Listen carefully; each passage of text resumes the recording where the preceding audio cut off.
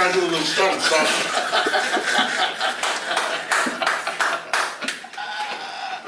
I love it. You know, driving on these miles to look like a boss. Yeah, you know who it is, baby. If you don't know him, I'd introduce myself, baby.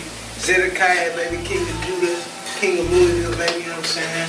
Right here with my pop, and I got my guy right behind the camera, you know what I'm saying? OG, go to Lil, you know what I'm saying? Stamped, approved, verified, you know what I'm saying? So we doing the VIG style. Yeah, we just here to talk about the mixtape, Run 20s, man, my first project ever. Blessed and thankful and grateful to be working with somebody who's experienced in the game, give me tips and tricks to continue to maneuver, so I gotta give him his flowers, give him his credit. I'm the type of man to get somebody their roses where they can smell them, and they can wait till they dig and go on and say, man, he was this, he was that. I give it to him right now, so at the end of the day, he know what it is with me. So right now my pop, you know what I'm saying, somebody I came into my life at the age of 18, and really just helped me find myself as a man, really helped me really gain who I am, for real, like, you know, that's a very important thing I want to kind of harp on a little bit. Like, without him, I don't know if I'd be who I am today. I know I'm going to be who I am today. And it was a blessing, and all the way to God for him bringing me back to his life, you know, the way it happened. So I'm thankful and grateful for that. You know, my mannerisms, how I talk, how I move, how I think, everything as a man, it came from this brother right here, you know what I'm saying? So I'm thankful and I'm grateful, you know what I'm saying, despite all the backstories and the foolishness, he still did his job with me, and once again, I gotta give him the flowers and always love him, and it ain't gonna ever stop, it ain't gonna ever change. I got the utmost respect for him, especially as an older man, and as you know, my dad, and any older man that's doing something or trying to do something in anybody's life that's, you know, melanated or around us. So, you know what I'm saying, let him speak, talk about himself, you know what I'm saying, and just, you know, do some stuff too, you know what I'm saying? Stacy Chisholm, you know, here in Louisville. It's important, you know, like you were saying, it's important somewhat being in your son's life. He needs that brings an extra structure. You know, sometimes females just can't give, you know, that discipline and structure. Know how to carry yourself, you know. You see some boys that grew up around single mothers, they take pictures, put their hands on their hips and not even aware of what they're doing because he's been watching her. That's what she does. It's important. You know, it's important, and it goes a long way, and you can tell a difference. You can tell a difference when there's been a man involved that carried himself with a little more respect than others who got their drawers out. So, you know, I ain't gonna say too much. I ain't gonna harp on it too much, but it's important. I'm gonna sprinkle my 2 cents in on the conversations that we done had before. Like I tell him all the time, it ain't no book on how to be a parent. You know what I'm saying? Like, it's not. You're gonna get it wrong more times than you might get it right, but the effort is everything, you know what I'm saying? So the fact that you was able to pull in with him when he was 18, like I told him, like, man, my pops, we didn't get close till I was like 18 or 19. And that's when my son moved to Alabama for like 6 or 7 years. And I had 10 years with him and he died on me, but wow. Yeah, you know what I'm saying? But the thing is though, is like, that's very important that your pops never gave up. You know the conversations I had with him, like a lot of times as men, we so misunderstood. And we fighting uphill battles, you know what I mean? So whenever you make an effort to try to be there as far as a father, that's always committed. So my respect to you for that. Appreciate it. I'm gonna transition. I got some questions for you, nephew. The first question is, what inspires you to start rapping and making music?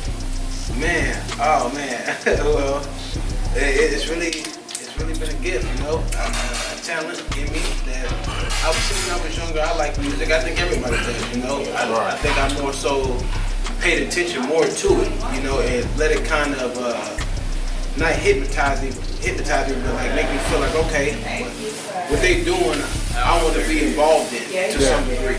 But I never had the confidence or the know-without or the information or knowledge or understanding of myself to know that's the path I need to go on. So it's always intrinsically in me to want to do that, but I just didn't know how much. Because I mean, everybody want to rap, everybody want to do a little something from music, and everybody knows a little something. Freestyling in the backyard to, you know what I'm saying, just spitting everyday stuff, you know what I'm saying? So it was not only is it a part of our culture, but it's just something for me. I felt like, you know, I wanted to contribute. And I didn't really start digging into that until I got around this man right here, you know what I'm saying? Being around him, being around his energy and his aura. You know what's crazy? That goes to the next question. Sorry to cut you, but keep proceeding. What are your biggest musical influences? You just said Pops was one, so You walk right into that. For real, you know what I'm saying? It's all tied in. So yeah, man. Because I listen to music and whatnot. I have my certain songs I listen to, but definitely when I got with him, he introduced me to certain artists that was really on their stuff. 8-Ball, MJG, Twister, you know what I'm saying? Certain artists that I'm like, they spitting and it goes more in line with, you know, a form, maybe even if it's dark, a form of masculinity to a degree because it's a male's perspective. So yeah, listening to that and then really getting into who I am, like I said, being around his aura, his energy, his presence, his masculinity, taking on certain characteristics and traits and mannerisms naturally, and I allow myself to really absorb them up. That's where I was like, you know what? I really want to get a more understanding of myself. Like, okay, me as a man, what is my purpose? What am I supposed to do? What is my value I gotta contribute to the world or to anybody, any circumstance I'm in? So that's where that started to come about. Like, okay, you know what? Music is something I really take a liking to, not just a liking, but I'm passionate. Like when I start rapping and freestyling, I go into a whole nother. Oh yeah, it shows. You know what I mean? I go into a whole nother mode. Like emotions pour out of me that I can't even control because I'm usually a stoic. I can maintain my emotions. When it comes to this music, it's like I can't hold back, and I don't try to hold it back. I just try to steer it, control it, and wield it the best way I possibly can because it is such a strong feeling that it comes out of me, and then I know how to structure it as him being in my life in this different training, structure it to where I can now put this energy in a container and have it have data or understanding of energy or healing, everything that's involved in my gift of the Father, all glory to the Father, bless me with, and then I can put in this song like a quick 2-3 minute or 4 minute video or clip that can help somebody. That's a perfect analogy too. Next question, what's the story behind your artist name, behind Zedekiah? What does that mean to you? What's the story behind that name? I wasn't coming to play, I told you. I love it. What does that mean? Glory to the Father, man. I didn't name you that.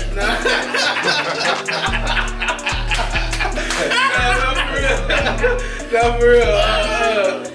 It really, it's the Father, man. I'm not gonna lie, like, I was originally gonna go by Ty Wortherville, and I actually said that in my song on the mixtape. What is that one? I will get to it, but I say that I was originally gonna go by Ty Wortherville, and before Ty Wortherville, I was gonna go by Ty Wortherville, and that was just when that guy Ty Lopez popped off, and he was talking about he got Lamborghinis and all like that. So at the time, I'm young-minded. I didn't know what everything was going on with that. He just using that to catch people. But I'm thinking, okay, somebody who's got money, got the resources, I want to be associated or akin to that, so I'm gonna go by Ty Wortherville. But that's not my name no more. My name was given to me by the Father. That's your name no more. That's not my name no more. You know what I'm saying? We ain't doing Pop that. said I ain't named him yet. No, we ain't going by that, you know what I'm saying? But Zedekiah came about when, you know, based off my faith, I got together with some other brothers that's like-minded, you know what I'm saying? Not only religious, but people who have the same level of faith and are mobilizing and doing things. And so they were doing big things, and they said, you gotta change your name. And so I said, cool. So I personally went to the library up here on the West Library, whatever, and tried to find my name. I'm digging through like different Bibles. Also, you actually researched it.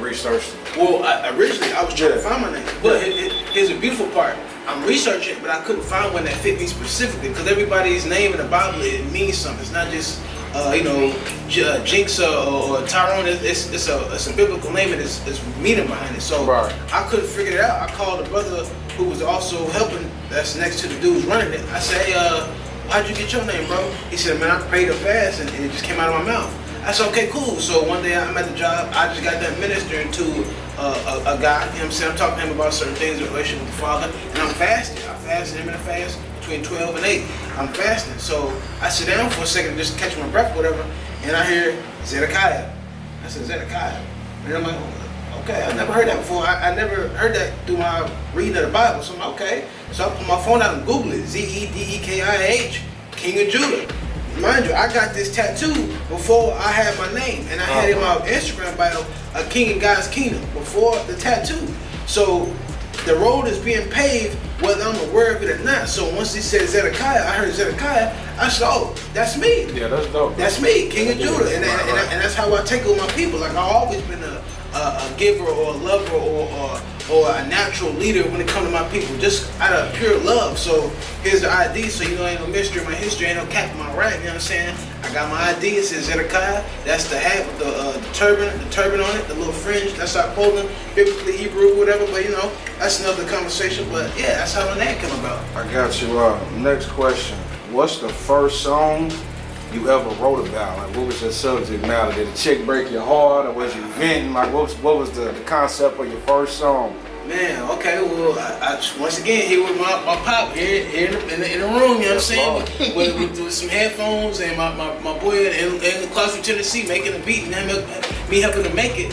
We did Moving, M-O-V-I-N. Check it out, you know what I'm saying? That's on YouTube. We did Moving, and that was basically just about, you know, going through the phases of life and just moving forward. And I really just talked about the stuff I was experiencing, you know what I'm saying, from women, they little stuff like that, or I should say a certain quality women, not all women. So women, if it ain't you, you know it ain't you, baby. Don't take it personal. You know, there's some women out here who are on the lower scale and there's some women on a higher scale. So sure. Just in my environment though, the women who was around me were a certain level that I could just tell it wasn't gonna last long. So just talked about that a little bit and just talked about certain things I wanted to see. Whether it be just buying cars off the lot, no price tag, or just certain things I was experiencing in the workforce from people talking or whatever the case may be. I just kind of rapped about that, and I had another one that was a remix, kind of like of a beat, a Red Velvet, but it's not even on it no more. And I was talking about getting stacks. And it was like, I'm the type of nigga out here trying to get a stack, fuck it all up, and get it right back. And I still got that on my phone too. You know what I'm saying? You remember that one? You know what I mean? So that's everything. When I first started, my first song was about moving forward and money, to put it in experiences and whatnot in life. So yeah. That's well put. For this one, what city or neighborhood shaped your sound the most? What city or neighborhood shaped your sound the most? That's a good one, bro. That's a good one. So I'll say this because that's a two-part answer. So Louisville for sure helped me want to put that grittiness and that forward motion thinking, which means it made me get my concepts for what to talk about. But I gotta give Clarksville some credit, Clarksville, Tennessee, and I also gotta give California. Shout out to Nips, because he definitely inspired me and influenced me to want to rap how I'm rapping, considering his testimony and everything he's coming from. And they radically different from Louisville, but even probably worse, you know what I'm saying? Because it's a whole nother animal out there. But just seeing that a brother like that can go through certain situations that are very unfavorable, and on paper you're supposed to die or go to jail and still come out of that and turn nothing into something. That was very influential for me to say, okay, I may not be in the same situation as him, but from where he started and where he's at, I know I got a good shot because I'm not in the streets. I'm going to my job 9 to 5, so if I can start with that money and take it and do something, I'm gonna do that. And then Clarksville, Tennessee definitely shaped my mindset of how I look at things. You know, I'm not so closed-minded. I'm very open-minded. I'm very open to newness. You know, I'm very open to people's cultures. I'm willing to try new things. I'm diverse. I seek wisdom and knowledge from every culture and every walks of life, you know, as a wise man. So I think those combination mixed with Louisville really influenced my sound and how I project myself. So yeah. I did that. Pops, I got one for you too, man. This is quick, Pops. Give me 3 words to you that define a man. Just 3 words. Take as much time as you need, Pops. 3 words? 3 words. I said loyalty, dedication, hard work. Yeah. What's your 3? Leadership, love, protection. That come with me. All right, last. Pops, what is something that you would want to see him do if music doesn't work? To be happy in life. Be happy in life, man. No matter what you do, if music don't work, he can always get us in my truck with me, and we gonna eat regardless. You know what I mean? So I know that for sure. You know what I mean? We're gonna eat regardless. Doing whatever it is you want to do, though. That's the main thing. Man, I say, oh shit. I would say this too. It's something a couple things I got from him for sure. Not only was he saying something like that, but I was asking him one time when I was young, I'm like, you know, how you think I'm doing or whatever as far as growing and developing as a man? He said, man, what do you think? You know, like, what is your parameters of what you going for? And that was me like, wow, okay. Like he's not trying to put me in what he think I should be. He's saying, I'm gonna push you, but then you do what you need to do to be who you need to be. Yeah, find yourself. And that was some real N-word, real man stuff. Like I say, real man stuff. And then another one, which is most important, I still remember to this day. You already know. Choose what you choose what you choose. So, you know what I mean? We always got a choice. You know what I mean? Whether people know it or not, you got a choice. You know what I'm saying? It's just, you know, whatever you choose to choose, you choose. You know what I'm saying? So that right there, those two things right there always stuck with me because it's some real stuff. You know what I mean? In every situation, you know what I mean? If a manager cuts you out, you got a choice. You got a choice. You can cuss him back out, throw hands, or you can say, you know what? I'm just saying for me, I'm gonna leave. And you can leave. Or you get them back to work. Oh, you can go back to work. It's choices. It's choices. So you know what I mean? It's just knowing it though. But it's so simple. But it's something people don't think about because they may think, oh, in this situation, I gotta do this. It's like, you got choices. You just what you want to do. You gotta open up your mind. You know what I mean? But people don't know that. But it's so simple and it's so impactful to just whatever you choose to choose, you choose. Don't let nobody take control of your destiny, your path, your emotions, what you gonna do, how you supposed to react and respond. You choose. And make the best choice, you know what I'm saying? Choose life. It's like a couple dollars, you might have to pay for it. And then if the Warriors, and they got on the same vest I got. In the park right now, a nice peaceful place I love. I come here frequently, you know what I'm saying? Don't pull up on me now, but you know what I'm saying? I'll be out here, man, just getting some burpees in, running some laps, or doing some pull-ups and stuff like that, some push-ups and dips and whatnot over there on the trees. Just a very peaceful environment, you know what I'm saying? We come from nature, so just getting into that, in tune with that, man, it's a very peaceful thing. And not only is it peaceful for me, but it also has psychological benefits that are also beneficial, you know what I'm saying? Versus doing away with stress, anxiety, you know what I'm saying? Tension, all the things that I know we all go through on the hustle and bustle of everyday life, that just getting out here, take a nice deep breath, breathe out, just sit for about 5-10 minutes. Man, all that stuff goes away, bro. So we out here just to kind of capture this spot. It's always been like a safe haven, if you will. Just a place of tranquility that like I said, I come to a lot. Joe Carson and families. You know what I'm saying? Come through here. They play tennis in the back, so it's a very lively family thing. But I would love to see more in Louisville, and I'm also, if I can, help push more of these recreational places or landmarks to be built. So that's where we at right now. All right, bro, I got a few questions for you. My first question is, how do you feel before you hit the stage? Oh, man, good question, brother. That's, man, I would say just like any other artist, and just nerves. I'm not nervous or anxious, just nerves, energy, adrenaline pumping at the same time. But once I hit that stage, it's go time. I'm ready to go, you know what I'm saying? I'm ready to do it. So I never get fearful. In fact, I want to get it in. The more I feel that the nerves, the energy, the tension, the more I really want to do it. Because I know on the other side of my comfortability is my blessings. So whatever it is that's making me say, I'm gonna stay, I'm gonna do this. I gotta get over that and keep going. That's what's gonna make me grow and receive more. So I'm zooted and booted. Off of this project, what is this project titled? This project is titled Roaring 20s. Roaring 20s. Off of Roaring 20s, which track means the most to you and why? Man, and that's a really good question, a hard one too, because all of them, of course, it's my life and my experiences and testimony and stories.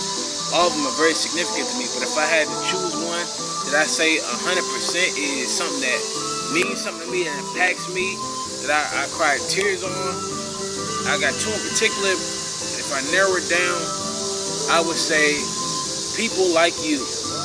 People Like You is one that really made me do a lot of introspection of not only myself, but what people were looking at me to say, this is what I'm known for. Not that I care about people think, but when you projecting yourself and you carrying yourself a certain way, people reflect that to a degree. What you do, you respect yourself, people show you respect. You speak a certain way, people attribute, okay, this man's intelligent. You do wise things, people attribute you to wisdom. You You do stupid things, they attribute you to fools. So just knowing how I was carrying and maneuvering myself as a man, at a young age, in my 20s, early 20s, and seeing how people were receiving that really was like, okay, that's what we meant. Okay, wow, like, okay, so I'm not being looked at as the villain or the bad guy or somebody who is rowdy or rambunctious. You know what I'm saying? Somebody they try to paint on all of us, but we're really just misunderstood. So knowing that even in me not knowing 100% of certain things I was doing and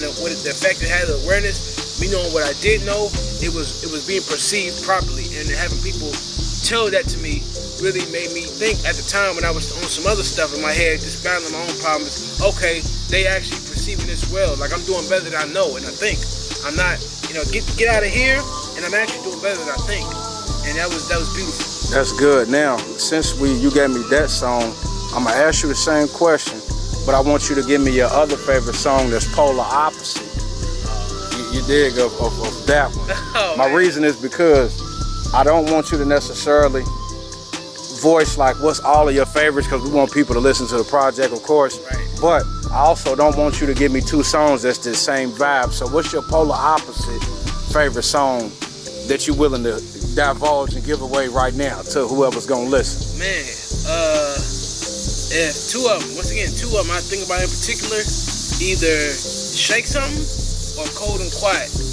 If I had to pick the one or two, I would say, it's a tough one. Put you on the spot. I would say, I would say Shake Something. Why? Only say Shake Something because how I wrote that one and the meaning behind it. But Cold and Quiet, it's right there. Like, it's right there. And I would almost say over, but because of the lyrics and the story behind it, I gotta go with Shake Something. Shake Something is me really going crazy. Just saying, like, you looking at people do nothing and talk about a lot. It's like for somebody who was doing and taking action, taking steps, and hearing people talk like that, being around that, you snap, man. What, man? Do something. You know what I mean? You lose it. Like, man, let's do something. Like, y'all sitting around talking, feet kicked up, like everything is cool. It's not. Let's shake something. So, and I kind of speak on everybody, not everybody, but like in the hook or in the chorus, I start saying shake something. As I'm saying your mama, your daddy, your granny, your friend, your partner. I'm telling everybody shake something. You know what I'm saying? And I think that is polar opposite to people like you. Because if I was saying it to somebody else, if I was saying how the lyrics in a song to somebody, they wouldn't attribute me to people like you. So, you know what I mean? If they didn't know me. But if they knew me, they're like, okay, cool, I know what he's on. But if they don't know me, they're going, okay. So yeah, I would say shake something. I respect that. Now, we're going to shift gears just a little bit, but we still stand in the same context. If you could collab with any artist right now, whether local or signed, who would that artist be? Dang, these are tough ones, man. These are good questions, bro. I would say, can it be like, is this a list or like a few people? No, just one. Well, really, we'll go deuce. You can give me a deuce. Okay. Dang. It could be local or famous though. Like anybody, the two people that you. Matter of fact, give me one local, and then give me one famous. That's how we can play that. Okay. I think that'll work pretty smooth. For sure. Well, off the top, local, I gotta give to my boy ROG Smooth, baby. I gotta give it to him off top. You know what I'm saying? He's an OG pioneer in the game. So to work with him, that's an amazing thing. That's a milestone accomplishment. You know, not to give away no hints, but we got a little something on the way. You know what I'm saying? If you fuck with me, you know what I'm saying? But nah, for sure, ROG Smooth first, and then out of this, I would say, either Larry June or Primo Rice. But just off of context of what they talking about, I'm gonna have to go with my boy Larry June. Yeah, he mad at that Larry. Yeah. And that's dope too. Now for this one, this might get your gears turning a little bit. So I want you to I don't want you to answer this question and reflect about stuff that may have upset you or something that may have made you mad. But I want you to be honest though. But like keeping it short, because we all know sometimes you think about stuff that make you mad and it take you and put you in a bad spot sometime mentally, or just the thought of it to piss you off. So I'm not trying to do that. But how do you handle criticism and hate? How does Zedekiah handle criticism and hate? A lot better now. All glory to the Father, man, through being tested and patience and everything like that. A lot better. Almost kind of, I expect it to a degree. In so many different ways, I expect it. I really do expect it. Not to say I look for it, but I expect it. I'm aware of that. I'm aware of that, but I expect it. Like, I take criticism with a grain of salt, of course, because, you know, people, they say what they want, but they're not in my shoes making the decisions. And ultimately, all our paths are different, you know. Somebody could do one thing and it do something for them. Somebody could do the same thing and it do something different for them. So I hear it out. I'm always open to new wisdom, new anything, new knowledge, new understanding. Always got a good ear to that. So I definitely listen and I take it, put it in my system, see if it flows, it works, and I move forward. With hate, I expect it, and I throw love back at it. You know what I'm saying? I throw love right back at it. Because at the end of the day, these people, they got their own problems they got going on, and they just project it. And I can't do nothing about that besides be who I am. If they in that mode of being hateful, and I'm in the mood of being loved, I can't let them pull me out of that love state, because that's going to hurt somebody else who may be showing love. To now, I didn't move from square root of being loved to the left to hate when somebody from the right was looking for that love that I could have reciprocated with them. So I see it, I understand it, and go to the one that's showing love. So that was very well answered. As an artist, what do you feel makes you different? Man, hallelujah, all glory to the Father, man. That right there, you know, my foundation, my thinking, my actions and behavior is all rooted in love and faith. You know, nothing seems impossible, and with all things, with God, nothing's impossible. So I think me having that mindset and putting that into my music is giving a different message than what people are used to. Even as I just stated, even in times of frustration, I will never get on a song and just start saying some belligerent things that I can't take back. Like, damn, I shouldn't put that out, because that's something, you know, somebody either gonna hear that and get amped up and go do something bad, or the person on the end of that may take that and think, you know, a different message of what I'm standing for. As I just said, if I'm standing for love and faith and peace and maybe even unity in some cases, I can't put out a track where I'm saying on some Tupac stuff, hit him up. You know what I mean? That's a whole nother one. I'm talking about F your wife, all I got. I could never do that. Now, I don't get twisted. I shoot some shots, you know what I'm saying? We'll have a quick jab, a little sparring session. I can tangle with the best of them, but that's not my automatic default projection of music, where I'm trying to be tough Tony, you know what I'm saying? That's not me. But, you know. Now, this last question is very, I ain't gonna say it's controversial, but it'll probably ruffle feathers. It'll make somebody be like, who do he think he is? Yeah. We don't know him. Yeah. Even me, myself, I'm the cameraman, I'm the engineer, I'm also an artist. I also looked at this statement kind of like, yeah, okay, what you on? Yeah. Because if this is how you feel, you gotta help me understand. Yeah, come on. And I'm saying that though from a standpoint, you know, no faking is gonna be allowed on this camera. Absolutely, you know what I'm saying? I expect it. But the question at hand is, you made a statement saying that you was the king of Louisville. Yes, Lord. First and foremost, you gotta tell the people, why do you feel like you the king of Louisville? You gotta let people won't know what's up. Yeah. Oh man, I'll go to the Father, and I'm glad you keeping it real, brother, because I know it's something for somebody who hasn't been grown up from the soil on up to this current age. It could be, even for me, I understand. It could be somebody, king of Louisville. Hold on, what you done around here to give you that title? So I like I said, I expected it, and I'm ready for it. You know what I'm saying? I'm here to take it because I got solutions, I got answers, so I can give a clear, good answer. But I just want to acknowledge you. Good, brother, ain't faking it, keep it 100% as an artist, as somebody who was born and raised and did his dirt here. I appreciate it, I respect it even more when you check it, as we should. No, ain't no checking. I ain't checking you. I just want you to elaborate to the people, because you got a right to feel that way. For sure, let me just want you to explain to them. Let me phrase that for inquiring about why this is a statement I'm making. Lord. Everybody should also do some inquiring, whoever it is. And not to check on, but just to say, okay, let's see the resume, let's see the credentials, let's get why you say that. And it's no hate, no disrespect, no diss. It's just we curious. So I expect that, and I appreciate that, and I want that. I want that to be something people check into and see about. So I say that because as long as I've been here in Louisville and went through my phases, not only is my name Zedekiah, which is King of Judah, which is given to me by the Heavenly Father. I did not come up with that myself, but also how I've been contorting myself in Louisville. how even though Louisville has a stigma or certain things about it that people can throw a name on it and let it go, I'm the one standing up for a different positive message that I know most people don't even know about or hear. But as I'm roaring through, hence roaring 20s, as I'm coming through, as I'm doing my thing, thizzle whizzle, people gonna see like, yeah. You know what I'm saying? Something's going on right now, you know what I mean? I don't know. Somebody, I don't know if it's somebody hurt, somebody's calling because they come for the cops, I don't know, but as you hear, something's going on. So with everything that's going on in Louisville and things that's happening and on a grand scale, for me, it's not that bad. It's got its ups and downs, it's got its, its trials and tribulations. That's every city, everybody. That's relatable. But for me and the path I've been on and going through my phases and emotions, I've kept the same consistent message. I haven't deviated from it. I haven't got cold-hearted. I haven't become a lover of myself. I haven't become a lover of pleasure. I haven't went too far deep in with certain vices or habits or things I'm battling. I got them too. Don't get it twisted. I'm not perfect. I'm striving to be.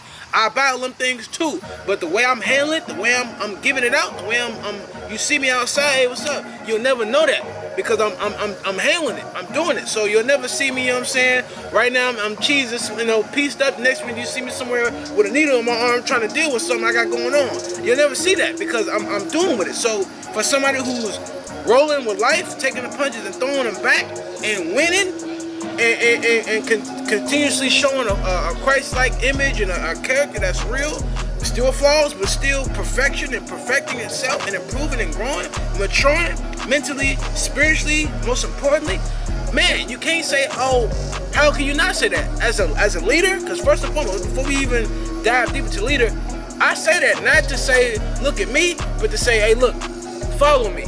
I got the answers, and if it's something that you can get with and it changes your life, hallelujah. If you can just come along and get what you need, you say, peace out, I got what I need to go on my path, continue going in the right direction, I got what I needed. I'm glad for that, because as a leader, people don't get it twisted. As a leader, you are a servant. You got people you gotta look after.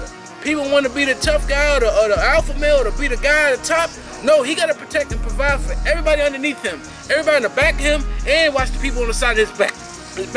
That's a lot of responsibility. So before I say this and say, oh, I'm the king, please be know, ain't no mystery in my history when it comes to the people I've associated with, I've been down with, and everybody can tell you from the jump, I had nothing but the purest love. No malicious intentions, no ulterior motive.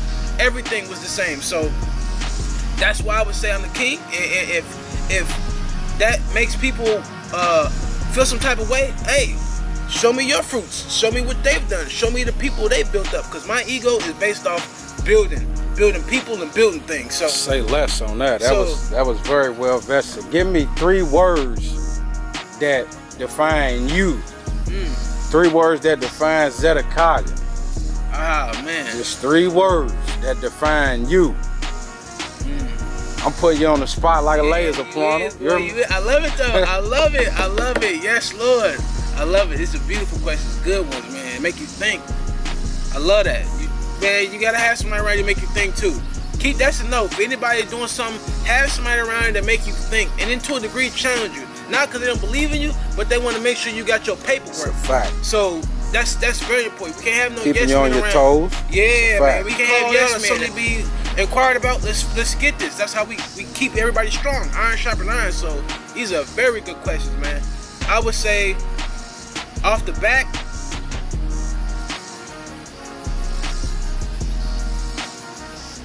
positive. Second, faith. Third, real. Tell them the name of your project before we sign off. Man, the project is Roaring 20s, baby. A spin-off of the movie The Warriors, as you see with the vest. The vest, baby. You know what I'm saying? And don't forget, we got the clothing brand too. I'm going to be doing a 20% off discount on the clothing for the merch so people can tap in. And man, it's coming. It's coming. We doing a documentary for it right now. Like I said, I got my brother Rah Smooth behind the camera, OG, go to Louisville. And it's been an honor and a blessing to be able to share this gift and talent with people. Like I said, it's a servitude. And I'm honored and grateful to do that. So be looking for that Roaring 20s. Man, we here, baby.